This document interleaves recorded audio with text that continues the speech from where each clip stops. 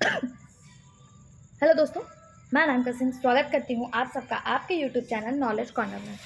Friends, आज हम बात करेंगे Bihar TRE exam PGT PGT zoology यानी टीआरई 4.0 में टीजीटी पीजीटी जूलॉजी का क्या कट ऑफ जाता है, कितने नंबर रहते हैं, क्या आपका एग्ज़ाम पैटर्न रहता है, क्या सिलेबस है, सब कुछ स्टार्ट से लेकर लास्ट तक हम लोग डिस्कस करेंगे। बस पेशेंस के साथ आप बने रहिएगा।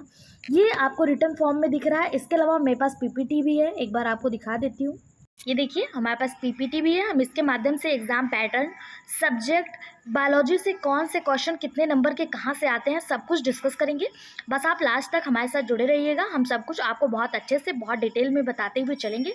किस टॉपिक को आपको ज़्यादा पढ़ना है, किस टॉपिक पे कम ध्यान देना है, किस टॉपिक से ज़्यादा क्वेश्चन आते हैं, कहाँ से कम आते हैं, कितने नंबर का आता है, इतना भी मैं आपको बता दूंगी। ठीक है, बस आप पेशेंस के साथ हमारे साथ बने रहिए। सबसे पहले अगर हम बात करें बीपीएससी टीआरई एग्ज़ाम की, तो आप सभी को पता है कि बिहार का जो भी एग्ज़ाम होता है, चाहे वो 1 to 5th हो, 6 to 8 हो, 9 10th हो या 11 12th हो, सब में आपको जो ऑप्शन देखने को मिलता है वो 5 देखने को मिलते हैं। जनरली आपको पेपर में 4 ऑप्शन देखने को मिलते हैं, लेकिन यहाँ पे 5वां option none of above, more of above का होता है। और इसमें जो निगेटिव मार्किंग है, कोई भी निगेटिव मार्किंग इसमें नहीं होती है। पेपर 2 घंटे 30 मिनट यानी आप कह सकते हैं 2.5 घंटे का होता है। 2.5 घंटे में आपको 150 क्वेश्चन 150 मार्क के करने होते हैं, यानी प्रत्येक एक क्वेश्चन के लिए आपको 1 नंबर दिया जाता है। बात करें टीजीटी पीजीटी सिलेबस की, तो इसमें जो होता है 30 नंबर, ये मतलब जो सिलेबस होता है वो 3 भागों में डिवाइड होता है। फर्स्ट पेपर, सेकंड पेपर और थर्ड पेपर। पेपर तो आपका एक साथ ही होता है, लेकिन ये 3 पार्ट में पेपर डिवाइड होता है। पहला आपका 30 क्वेश्चन आता है, 30 मार्क्स का, जो क्वालिफाइंग होता है। इस 30 क्वेश्चन में आपको 30% लाना होता है। 30% यानी 9 नंबर लाना होता है। और जो ये 30 क्वेश्चन होता है ये लैंग्वेज का होता है। हिंदी होगा, इंग्लिश होगा, उर्दू होगा, ये सारे इसमें लैंग्वेज होते हैं। मतलब एक इंग्लिश जो होता है वो कंपलसरी होता है। इसके अलावा 1 अदर इंडियन लैंग्वेज रहता है, जिसमें आपको हिंदी और मतलब इंग्लिश और अदर लैंग्वेज मिला के आपको 9 नंबर टोटल लाने रहते हैं। दूसरा आपका जो पेपर होता है वो 40 नंबर का होता है। 40 क्वेश्चन 40 नंबर के। इसमें आपको जीएस के पूछा जाता है। कौन कौन से सब्जेक्ट से, कौन कौन से पार्ट से पूछा जाता है वो भी अभी हम डिस्कस करेंगे। इसके अलावा बात करें थर्ड पेपर, ये आपका स्पेसिफिक सब्जेक्ट से होता है, यानी जो आपका सब्जेक्ट रहेगा वहाँ से 80 क्वेश्चन आपको 80 मार्क्स के देखने को मिलते हैं।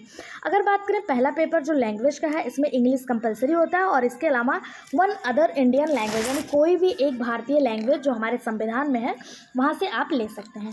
दूसरा पेपर आपका 40 नंबर का जीएस का होता है। और तीसरा जो होता है वो सब्जेक्ट स्पेसिफिक होता है, जो आपका टीचिंग सब्जेक्ट होता है।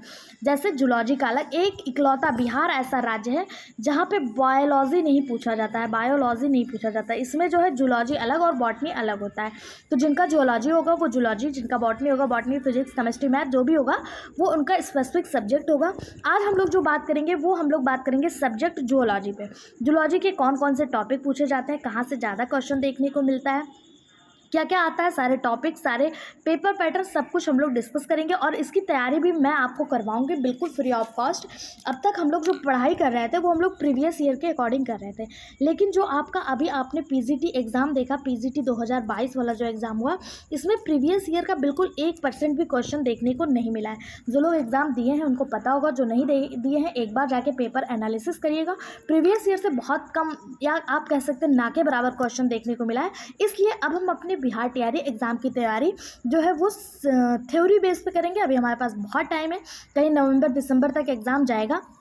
अभी तो नोटिफिकेशन भी नहीं आया है, उस पर भी बहुत ज़्यादा बवाल छिड़ा हुआ है, तो अभी हमारे पास टाइम पर्याप्त है।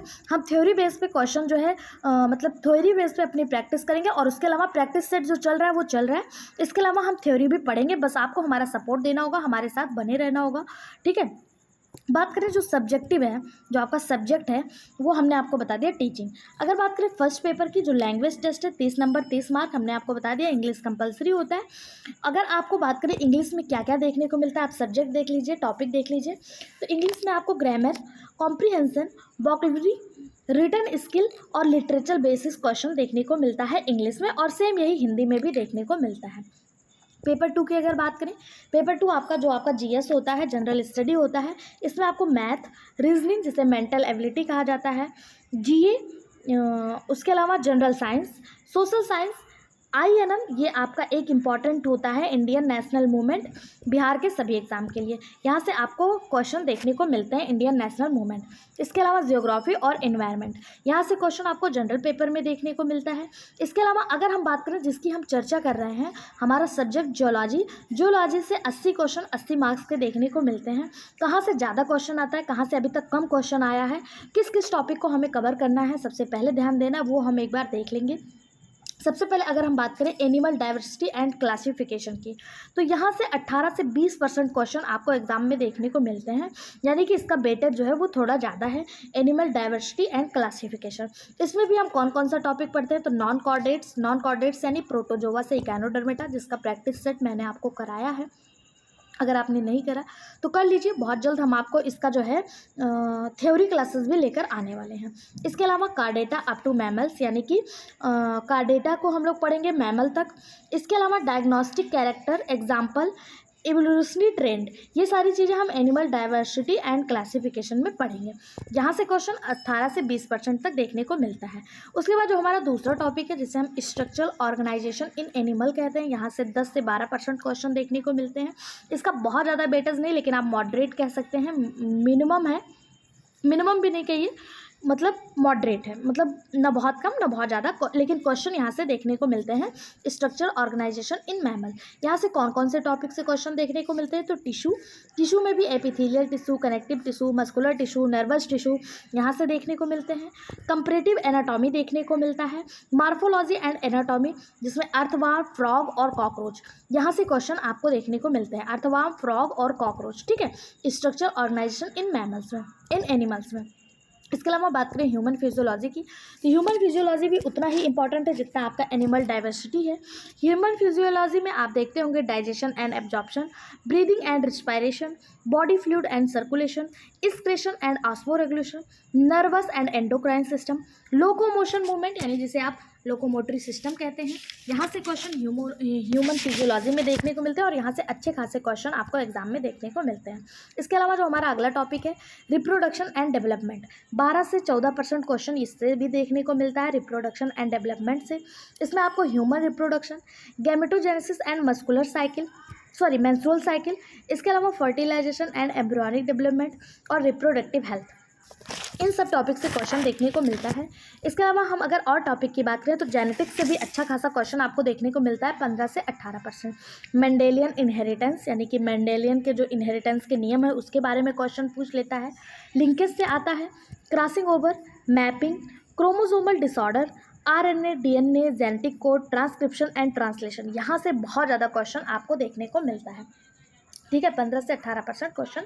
इसके अलावा बायोटेक्नोलॉजी एंड अप्लाइड जूलॉजी, इस बार पीजीटी में बायोटेक्नोलॉजी का लेवल इतना अप रखा था कि अच्छे हिल गए हैं इसको करने में। यहाँ से बहुत ज़्यादा क्वेश्चन नहीं देखने को मिलता, लेकिन हम इसको निगलेक्ट नहीं कर सकते। यहाँ से 6 से 8% क्वेश्चन आपको, यानी आप कह सकते हैं 2 से 4 क्वेश्चन या 4 से 6 क्वेश्चन देखने को मिलता है।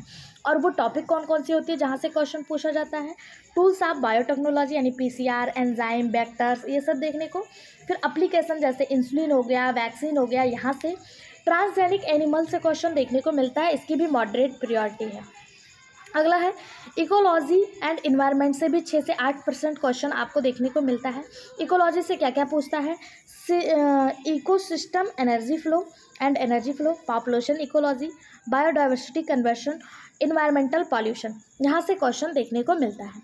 अब मैंने आपको टॉपिक बता दिया, कहाँ से कितना वेटेज है, किस किस टॉपिक से क्वेश्चन पूछा जाता है मैंने बता दिया। सबसे पहले हम लोग जो थ्योरी क्लासेस के माध्यम से स्टार्ट करेंगे वो स्टार्ट करेंगे सबसे पहले नॉन कॉर्डेट्स, उससे भी पहले हम पढ़ेंगे क्लासिफिकेशन के बारे में, कुछ इंपॉर्टेंट तथ्य, कुछ इंपॉर्टेंट चीज़ें यहाँ से पढ़ लेंगे। क्लासिफिकेशन किसने दिया, 2 किंगडम, 3 किंगडम, 5 किंगडम, सारे किंगडम क्लासिफिकेशन पढ़ लेंगे सबसे पहले। फिर उसके बाद नॉन कॉर्डेट्स देखेंगे, नॉन कॉर्डेट्स से डे बाई डे बढ़ते हुए हम लोग सब चीज़ें अच्छे से डिस्कस करेंगे, ठीक है। बस आपको हमें सपोर्ट करना है, सपोर्ट करने के लिए आपको प्यारा सा कमेंट करना है, चैनल को सब्सक्राइब और अपने सभी दोस्तों के साथ शेयर करना है। इसके अलावा आप वीडियो को लाइक भी कर सकते हैं। अब हम बात करते हैं कट ऑफ की, कि कट ऑफ कितना जाता है। तो आप सभी को पता है इसमें नेगेटिव मार्किंग नहीं है, नो नेगेटिव मार्किंग, लेकिन इसका कट ऑफ अच्छा खासा जाता है। इस बार जो आपका पीजीटी था, इसके अलावा आपने जो एस्टेट का पेपर देखा होगा, एस्टेट एक ऐसा एग्ज़ाम होता है जिसको क्वालिफाई करने के बाद आप 9 to 10 और 11-12 यानी कह सकते हैं पीजीटी और पीजीटी के लिए अप्लाई कर सकते हैं बिहार में। ठीक है, तो एस्टेट का अभी तक लेवल जो था वो बहुत डाउन रहता था, लेकिन इस बार अच्छा खासा लेवल एस्टेट में भी देखने को मिला है। जाहिर सी बात है, अगर एस्टेट का लेवल अच्छा खासा देखने को मिला तो आपको इसका भी लेवल जो है वो बहुत अच्छा खासा देखने को मिलेगा पीजीटी एग्ज़ाम का, क्योंकि कंपटीशन ज़्यादा है, ज़्यादा बच्चों ने एस्टेट क्वालिफाई कर लिया है, सीटें उस हिसाब से कम होंगी। अभी तो कुछ नोटिफिकेशन आया नहीं है, कुछ कंफर्म कहा नहीं जा सकता। जैसे कोई अपडेट होगा हम आपको मतलब तुरंत आपको अपडेट दे देंगे, बस आपको हमारे चैनल के साथ जुड़े रहना है। बात करें तो हम एक अप्रॉक्सीमेट कट ऑफ बता सकते हैं 70 से 80, या कह सकते हैं 70 से 80 या 60 से 70, ये आपका कट ऑफ जाता है। इसमें भी जितने भी जनरल यानी कि यूआर होते हैं, यूआर यानी कि अगर आप किसी भी कास्ट से हैं, एससी हैं, एसटी हैं, ओबीसी हैं, लेकिन अदर स्टेट से हैं, तो आप यूआर में यानी जनरल में काउंट किए जाएंगे। लेकिन अगर आप बिहार के रहने वाले हैं, बिहार के निवासी हैं, तो आपको डोमिसाइल मिलेगी, और डोमिसाइल में मतलब आपको 15% का छूट मिलता है, यानी 10 से 20% की लड़ाई आपको बिहार वालों से ज़्यादा लड़नी है अगर आप अदर स्टेट के हैं तो। अब बात करते हैं इंपॉर्टेंट बुक की कि हमको किन किन बुक पे ध्यान देना है। तो बिहार में चलता है एससीईआरटी आपको बहुत अच्छे से पढ़ना है, एनसीईआरटी एनआईओएस नोट्स पढ़ना है। अब देखिए, अब आपको अपना लेवल थोड़ा अप करना होगा। ठीक है, लेवल अप करने का मतलब है अब तक आप 12th तक की बुक से काम चल जाता था, लेकिन अब जो पेपर का लेवल देखने को मिल रहा है वो पीजी एंड ग्रेजुएशन बेस पे भी देखने को मिल रहा है, जिसमें कथन और कारक वाले क्वेश्चन जो है, कथन और कारण वाले क्वेश्चन ज़्यादा से ज़्यादा देखने को मिल रहा है, रीजन असम्पशन वाले क्वेश्चन। तो आपको यहाँ से भी चीज़ें कवर करनी होंगी, और ये आपका कवर कैसे होगा, मेरे द्वारा। मैं खुद आपको एक एक चीज़ ग्रेजुएशन, पोस्ट ग्रेजुएशन, 9, 10, 11, 12 यानी आप कह सकते हैं 6 से लेके पीजी तक सारी बुक्स को, सारे अच्छे से एससीईआरटी, एनसीईआरटी नोट्स सबको इंक्लूड करके आपको बेसिक टू हाई आपको जो है क्लासेस कराने वाली हूँ, थ्योरी क्लासेस। बस आपको पेशेंस के साथ हमारे साथ जुड़ना है और जितना हो सके इस वीडियो को शेयर करना है। एक बार हम पीपीटी भी देख लेते हैं, आपको दिखा देते हैं। ये पीपीटी है जो आपको टेलीग्राम चैनल पे प्रोवाइड करवा दी जाएगी। वैसे पीपीटी लाने का मेरा कोई विशेष उद्देश्य नहीं था, लेकिन लोग कहते हैं कि पीपीटी ज़्यादा इफेक्टिव होती है, ये है वो है, लेकिन मैम रिटर्न से ही बना देती हैं वीडियो, खुद लिखती हैं, खुद बना देती हैं, तो इसलिए मैं पीपीटी भी आपके लिए ले आई हूँ। इससे आप समझ लीजिए कि जनरल स्टडी और लैंग्वेज, फर्स्ट पेपर लैंग्वेज का होता है, सेकेंड पेपर जनरल स्टडी का, और थर्ड पेपर जो होता है वो सब्जेक्टिव होता है, एमसीक्यू बेस होता है, नो नेगेटिव मार्किंग, और फोकस जो आपको करना है एनसीईआरटी और पीवाईक्यू पे करना है। पीवाईक्यू मैं आपको करा ही रही हूँ, इसके अलावा बाकी चीज़ें भी मैं आपको कराऊंगी। जैसा मैंने अभी आपको बताया, एनिमल डाइवर्सिटी में कौन कौन से टॉपिक से क्वेश्चन देखने को मिलेंगे, तो non chordate, chordate, classification, chordata up to mammalians तक, evolutionary trend and diagnostic feature तक यहाँ से। इसके अलावा दूसरा टॉपिक स्ट्रक्चर ऑर्गेनाइजेशन है। स्ट्रक्चर ऑर्गेनाइजेशन में टॉपिक आपको देखना है animal tissue, comparative anatomy, morphology and physiology, और इसके अलावा जो है ऑर्गन सिस्टम भी देखना है। ठीक है, अगला आपका जो है वो है ह्यूमन फिजियोलॉजी। इसमें digestion, absorption, breathing, respiration, circulation and body fluid, इसके अलावा एक्सक्रीशन एंड ऑस्मो रेगुलेशन, और इसके अलावा नर्वस एंड एंडोक्राइन सिस्टम, जैसा कि मैंने अभी आपको बताया था। अगला है रिप्रोडक्शन। रिप्रोडक्शन से आपको human reproduction, gametogenesis, menstrual cycle, embryonic development, reproductive health, इन सबसे क्वेश्चन आपको देखने हैं। फिर है genetics and molecular biology. Genetics and molecular biology से आपको Mendelian inheritance, DNA and RNA, genetic code, transcription and translation, chromosomal disorder, ये सारे करने हैं। इसके अलावा बायोटेक्नोलॉजी से tools of biotechnology, PCR and vectors, vaccines, transgenic animals और एप्लीकेशन ऑफ बायोटेक्नोलॉजी, ये सारी चीज़ें देखनी है। अगला टॉपिक जो आपका है वो है इकोलॉजी एंड एनवायरनमेंट। इसमें आपको ecosystem, population biology, diversity, pollution, और इसके अलावा एनवायरमेंटल कन्वर्सेशन, यहाँ से चीज़ें देखने को मिलेंगी। अब आपको स्ट्रेटजी क्या रखनी है, तो आपको एनसीईआरटी की लाइन बाय लाइन पढ़नी है। इसको पढ़ने की ज़रूरत नहीं है, मैं खुद आपको करवा दूंगी। प्रीवियस ईयर प्रैक्टिस सेट हमारे इसी चैनल पे चल रहा है, अगर आप देख रहे हैं तो बहुत अच्छी बात, नहीं तो उसको ज़रूर देखिए। अब मैं जो आपको लिखवाऊंगी, मैं जो आपको बताऊंगी, वो आप शॉर्ट नोट्स बनाते रहिए, जो लास्ट टाइम में आपको रिवीजन के काम आएगा। इसके अलावा रिवाइज डायग्राम एंड टर्मिनोलॉजी को एक अलग से कहीं लिख लिया करिए। मैं आपको बताऊंगी टर्मिनोलॉजी कैसे लिखना है, कैसे याद करना है, सारी चीज़ें मैं आपको बताऊंगी। बस पेशेंस के साथ आपको जुड़े रहना है।